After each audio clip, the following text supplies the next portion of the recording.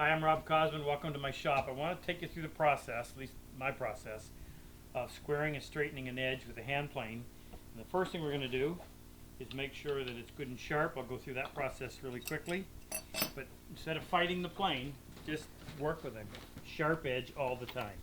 And you need to figure out a process that works for you, that is quick, so that you don't mind stopping to do it the second the edge starts to break down. I use a trend diamond plate to start the process with. It's 300 grit on one side, 1000 on the other. I just used the 300 grit side to keep my Shapton 16,000 grit stone flat. This one wears, this one doesn't. You got to keep this one flat. Set the blade down on the primary bevel. Feel for it. The nice thing about these thick blades is it gives you a wide primary. As soon as you find it, come up off of that primary just a few degrees. Little circles. Takes about 10 seconds on the 1000 grit diamond plate to raise a burr. As soon as you get a burr, you know you've effectively created a new edge. Then it's just a process of refining it on the 16,000 grit stone. So as soon as I can feel a burr side to side, I come over here and I'm going to do essentially the same thing, except this time, after registering on the primary bevel, I'm going to come up a few degrees higher than I did on that 1000 grit stone. Spend 10 seconds on this one.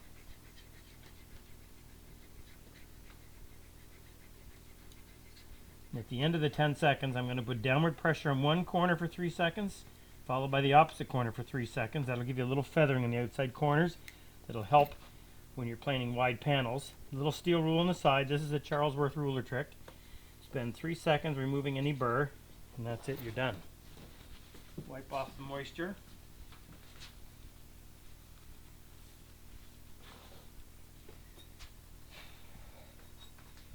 Put the chip breaker on. And I get that to within about a 32nd of an inch of the edge. Snug that up. Make sure the face of the frog is nice and clean. This is a Wood River number 7, called a joiner plane. It's 22 inches long. Enough pressure on that lever cap so that you can still make adjustments, but it won't accidentally move.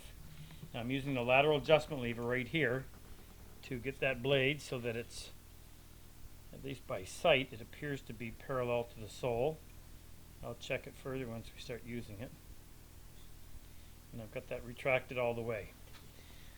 Now I'm going to take this piece of 4/4 walnut, and this side is slightly concave and this side is convex. I'm going to work on the concave side. Taking a guess at the grain direction, I think it's going this way. Put that in the vise.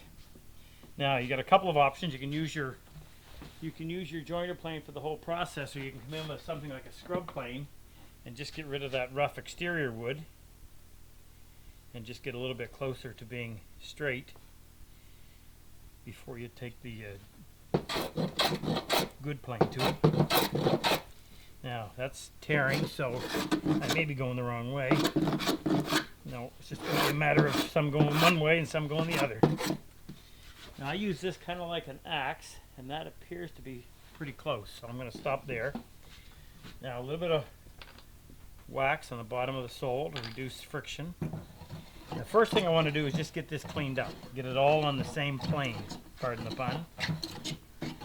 Now I'm advancing the blade with my finger while I'm planing, just to get to a point where it's engaging the wood. I want to get rid of all that rough exterior. Okay, now that grain is changing direction, so if it's torn right here, so I can adjust that by closing the throat down when I need to. All right, now I'm just going to sight down there, and that appears to be parallel to the sole. Take a couple of lighter passes, see if I can't just get a little cleaner surface. I want to get one continuous shaving.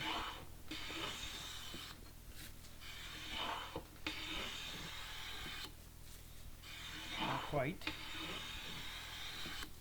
Still not quite.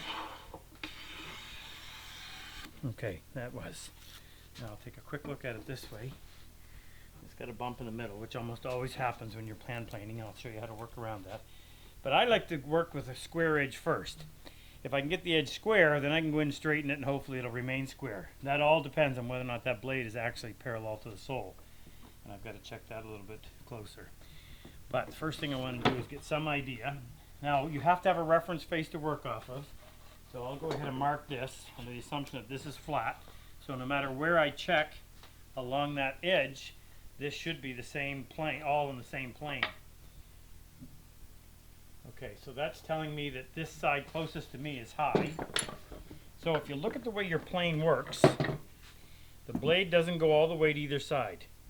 So if this side is high and this side is low, I need to bring the high side down to meet the low side. So what I'm going to do is, with my finger underneath, I'm going to hold it so that the outside edge of the plane is flush with the board, which means I'm only going to take wood off of that high edge because this part is running over that outside edge and not removing any material.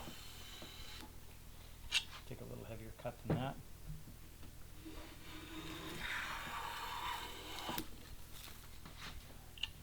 Danger with taking a heavy cut is causing that to tear. Now I'm going to come back and take a few passes to once again straighten that edge from side to side. And just because I can't see it down there, I have to hold it up to the light. Okay, close but not quite. I didn't take quite enough off. So I've got to do a little bit more work on this.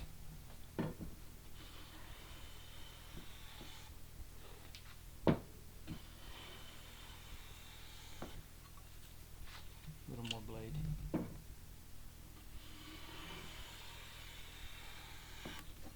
Okay, now I'll take a couple of full width passes. I'm going to pull the blade in a little bit just because it's tendency to tear right there.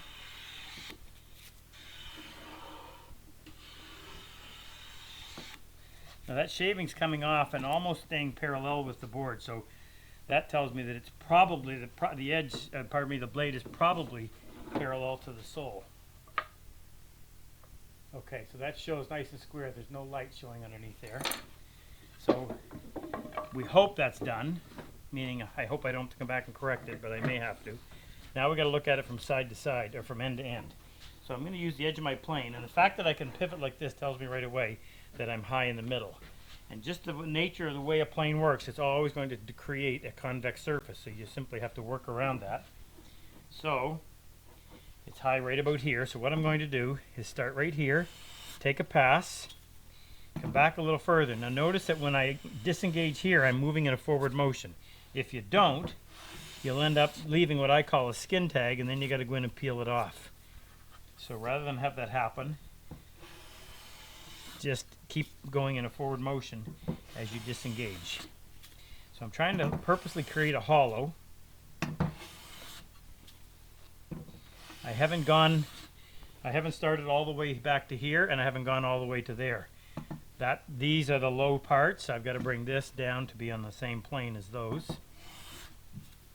And the fact that I can still take wood out of the middle means that I haven't gotten where I want to be just yet. Now take a look at this. No longer pivots, but I got a low spot right out here, so I'm going to start about an inch in, and I'll go to about an inch, within an inch of that opposite edge, or end. Okay, try this again. Okay, that looks a lot better, and it doesn't pivot. So now what I'm going to do is, actually I'm going to go one more, and I'm going to go to within about a half an inch of that outside edge, or far end. I don't know why I keep calling that an edge. And I'm going to take one complete pass, full length, check it this way.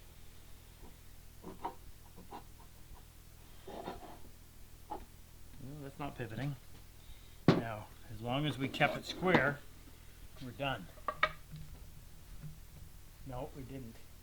Ended up being high on that outside edge. So now I've got to go in and correct that. May have to actually start the whole process over, but hopefully not. So what I'm going to do is I'm going to, with my finger, I'm going to hold the plane flush with this inside edge. I'm going to do the same thing, it's just the opposite side. This is high, this is low. I want to leave that alone. I want to bring that down to it. The plane is going to only cut that outside edge because that part right there where there is no blade is running on this low side. find it actually easier to work this one than the opposite edge. Now that was out a fair bit, so I'll take.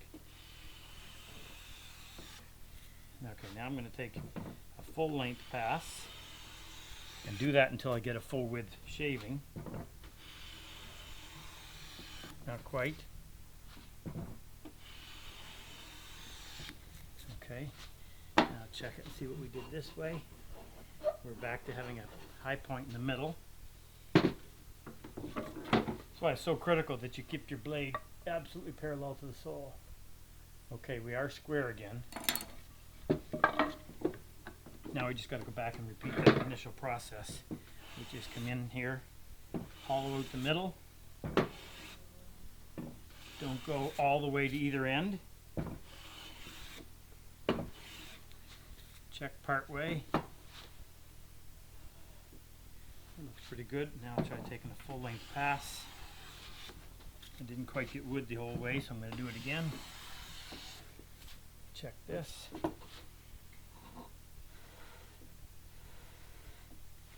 Okay, and then the final check is to see if we kept it square. Okay, good. All right. That's how you square an edge. Now, if I was going to glue that, I would actually come in and create a very slight hollow in the middle so that when you clamp those two pieces together, the outside edges are tight. A lot of fun. A little bit of exercise, but you get an edge so much better than you can get off any machine. Hope that helped.